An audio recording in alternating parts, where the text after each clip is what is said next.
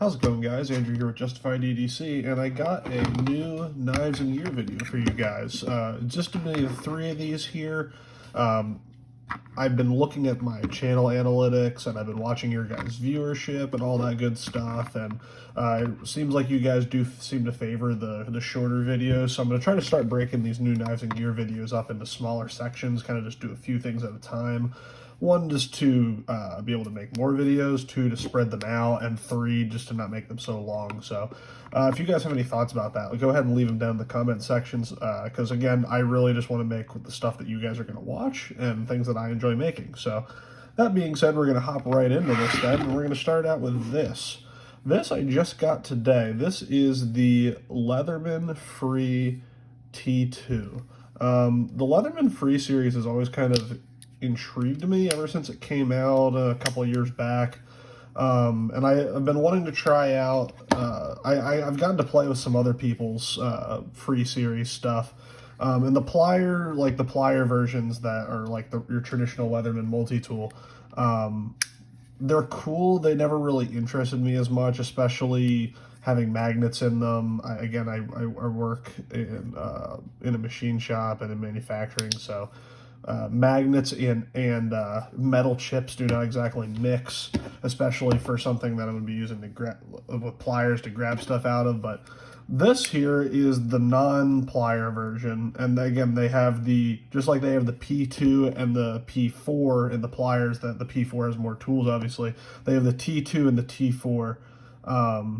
So this is the smaller, scaled down version of this tool, and you just get these 4 tools here. You get your, well, I guess it's technically more than 4, but you get your knife blade here. All these tools are locking, so you have your knife blade, and then you have your flathead pry bar scraper / whatever tool. It's got a little edge right here, but you get your flathead screwdriver there. You have a Phillips head with a bottle opener right there. And then the last one you have here is kind of like an all combination tool. So you got your edge there, you got this here for sewing, and then you have a small chiseled tip there that you could use as a small flathead, or obviously as the awl itself. And they're all one-hand accessible. So the idea that I just got this in today, so I don't have a lot of use behind it or anything yet. I honestly don't have any use behind it yet, but just kind of with messing around. And the reason I got this is because you guys know I've been carrying those Knipex Cobras pliers in replace of a multi-tool, and I've been trying to figure out a way to have some drivers on me as well. And so I would try out this combo here because it is pretty small. You got about like 3/4 of an inch in thickness, maybe a little less than that. You get about an inch wide at your widest section. So it's a little bit bigger than, say, something like your one of your Victorinox tools, but not by much. And the one-handed use is really nice. So all of these here have like a magnetic detent. So you just push up on here, and it flips out your tools. You just select the one you want, open it up, it locks, and then you have your lock right here on this side that you can push back, and that releases it. You can also do it like a traditional multi-tool, where if you want to unlock one of the tools, you can get one of the other tools out, and that will unlock it as well. Or I thought it did. There we go. Just have to get it out far enough. But this is a pretty interesting little tool so far. This is kind of like a polymer shell, and then you have the 2 aluminum scales on either side. The knife blade is a little hard to open one hand when you don't have anything down here. I added the lanyard one just because it's easier to get out of your pocket, but then you can kind of choke back here and get your thumb in a better position to open that with one hand. The problem that you have with this being almost like center of your handle, so when you don't have a lanyard on here, or if the handle was longer, you could kind of put your pinky down here and get your thumb in more of a position to open that. But when you don't have that, you kind of have to hold it up here, and then it's kind of in an awkward, like, low position. Most thumb slots or thumb discs or thumb studs are up here closer to the pivot, but you have to come all the way down here, and it's kind of hard to get out. So adding that lanyard makes it a lot easier to get out one-handed. We'll see. It's a pretty cool little tool so far, but moving on. This I'm very excited about, and I have been using already. This is the Kistner Knives Urbanite. I've been following Kistner knives for a while now, and seeing they had kind of taken a hiatus for a while, and then they came back, and they were just doing some G10 tools with Offensive Industries, and then they started back into their knife making journey. And he was generous enough to send this along for me to review. Like I said, this is the Urbanite. It kind of has that like dog leg. I always get these two mixed up. There's the gun stock pattern and there's the dog leg pattern. I think this is more of a dog leg pattern in the handle. And then you have this cool linen micarta that almost looks like a vintage micarta. You can kind of see the different colors here as you turn it. But really nice linen micarta, has some texture to it. This gets nice and grippy, especially if it gets wet or anything like that. It is Nitro V steel, which I am just fine with. I've been really liking the Nitro V on the Offensive Industries and BW knives blades. So far it seems like the heat treat's holding up well. I have used this quite a bit already.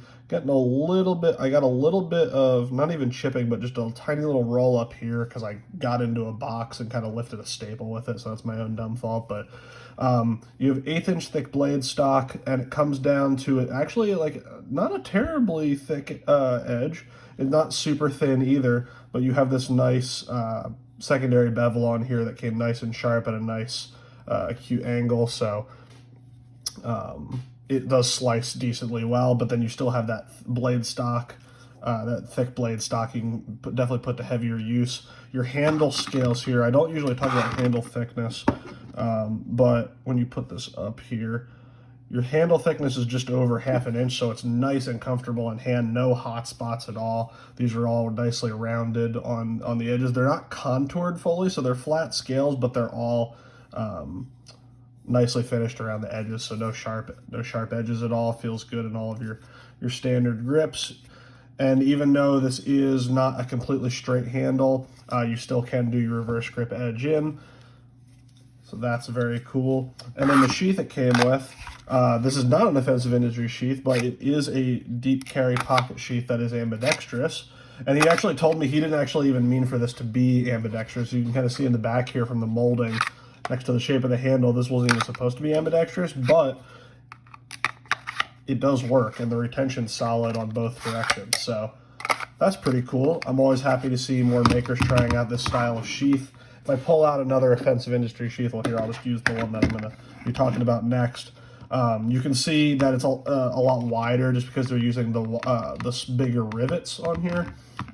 But he said he did that so that if people want to do other mounting options, they can lash it to something or put other hardware on here, which I understand. Like I said, I'd prefer the smaller rivets so you have a slimmer package because this does get pretty wide in pocket. But I would still rather have this than your just traditional fold over or like pancake style Kydex. So it does work very well. It's just a little bit bigger than maybe I'd want. And one thing it does have the drainage hole down here, so that's good if you get any moisture inside the sheath. But yeah, sheath works very well. Discrete carry concepts clip here as always. One thing I do like to see usually is just having that clip flush with the top here so that the sheath isn't down inside your pocket. Because what happens when you have your clip up above the mouth of the sheath, and this is not just a dig on Kistner, I see lots of people do this with these kinds of sheaths. When the clip's up higher than the mouth of the sheath, the problem is that when it's in your pocket, the material of your pocket can kind of bend over the clip here when it's seated all the way down, and now you run the risk of cutting your pocket when you're trying to get that knife back in while the sheath is in your pocket. Obviously here it's not a big deal because I can see the mouth of the sheath, but as the material of your pocket starts to fold over it, that can become an issue. But I haven't really run into that yet, but I've had that issue with other sheaths, so just something to be aware of. But I really like this knife so far. There's this maker's mark.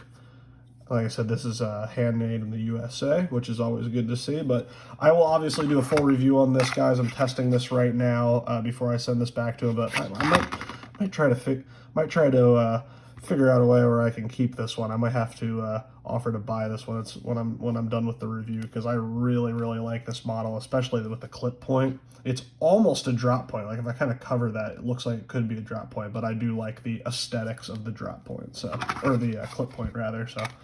Very cool knife. Really been enjoying this. Been carrying it lots. Let's move on to the last one here, shall we? Another clip point fixed blade here. This is coming from Turner CNC. If you guys aren't familiar with them, I believe they started doing their own stuff, but they're known mostly probably at this point for doing the Ed Calderon Elvia collaboration. They have the full size, they have the Elvia C.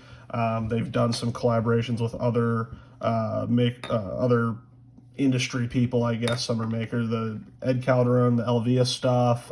They did some stuff with Billy Trident. They did some stuff with Voodoo Duck. So really cool company doing all very high-end CNC work.